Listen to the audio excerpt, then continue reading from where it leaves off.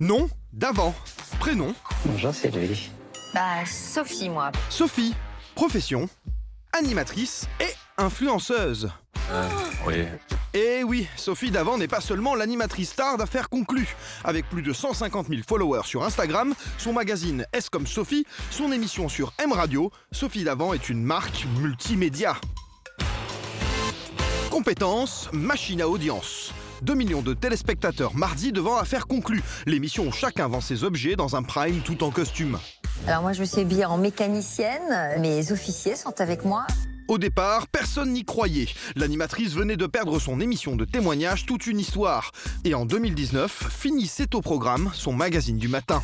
Mais 5 saisons plus tard, Affaires conclues s'est installée. C'est ça, la magie de Sophie. C'est quelqu'un qui est extrêmement populaire. Au début du programme, la moitié des gens, ils venaient pas vendre quelque chose, ils venaient rencontrer Sophie.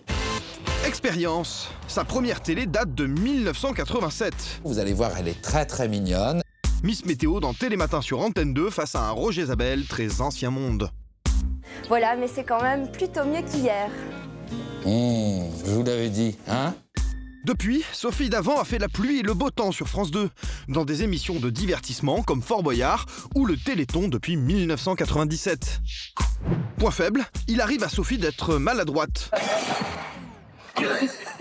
Point fort, elle cultive son image comme personne. Il y a 2 ans, elle lance son propre magazine S comme Sophie. Beauté, santé, shopping, comme une vraie Instagrammeuse, Sophie Davant égrène ses conseils. Ça c'est chouette, ça c'est chouette. Dans le dernier numéro, elle a obtenu un entretien avec Brigitte Macron. Attention, alerte bienveillance. Vous avez un style inimitable, adoré par beaucoup.